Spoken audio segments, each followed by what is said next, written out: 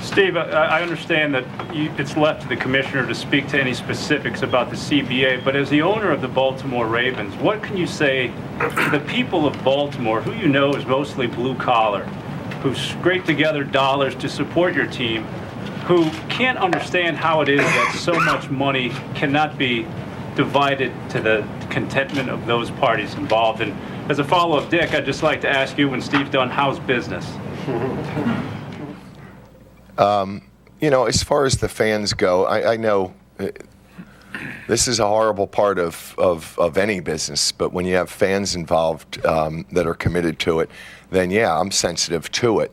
But I've got partners out there right now, Mark, whose teams are making less money than their linebackers.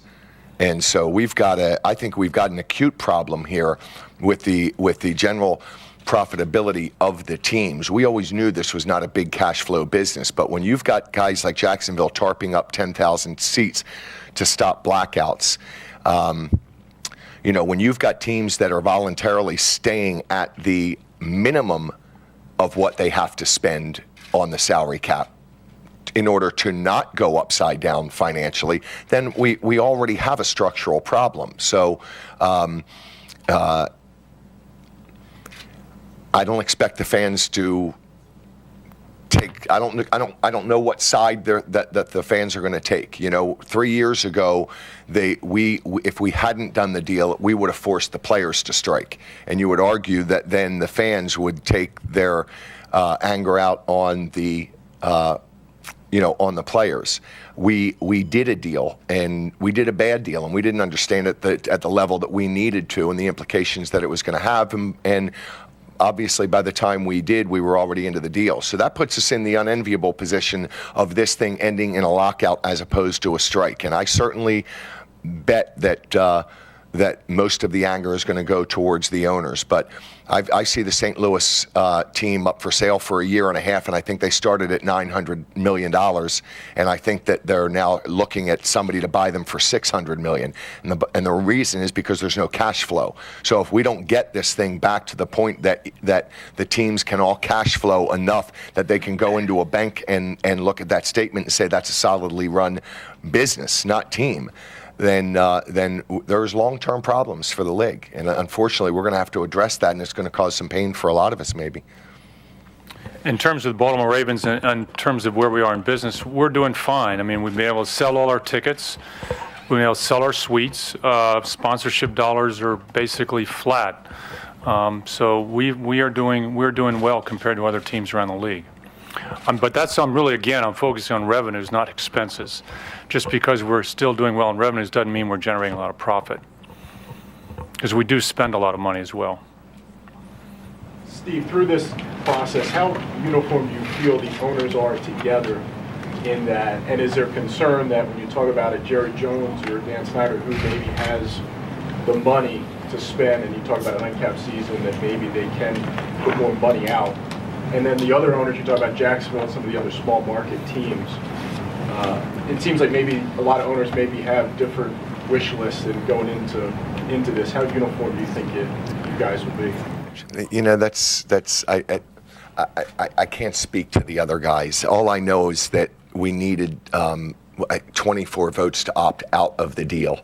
And if you look at baseball, where the Yankees have 3 times the payroll of the Orioles and the Red Sox have 2 times or plus the payroll of the Orioles, it certainly doesn't show up in the standings, because if I'm a Yankees fan, I'd be upset we're not winning 130 games with the roster that they have and the money that they pay out. I think it's a disgrace that they only beat, the other average team by, 10 games in the standing for 3 times the money. I'd fire that GM. You don't need a GM. All you got to do is go buy the last Cy Young Award winner every year, no matter where he shows up. So I don't think that if some teams spend 25% more than another team, that is necessarily going to buy a championship. So again, it comes down to the draft picks, and where baseball does it, the good teams like Oakland that get the draft picks and then trade them when they're at the highest value, restock their farm system.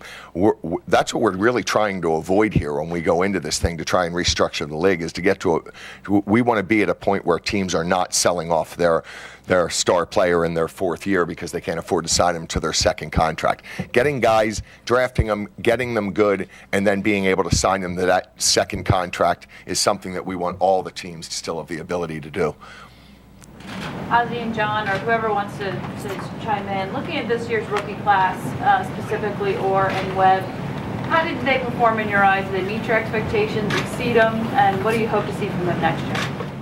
Well, I think those two guys specifically exceeded him, and to me, everybody probably in here would agree with that, no question about it. I mean, Michael Orr is just a great guy, and you know what? As we talked about, there's a lot of room for him to grow and become even a better player, and he will. Darius obviously is dealing with the knee injury right now, but he's been in here every day, and it took us a few weeks to get him on the field. And when we thought he was ready to play the way he did, we got him out there. And Paul Kruger, we've said this before, I'm convinced Paul Kruger is going to be a really good player. Paul needs to put some weight on, get in that weight room and go to work. And, he's committed to doing that. I'm sure he will.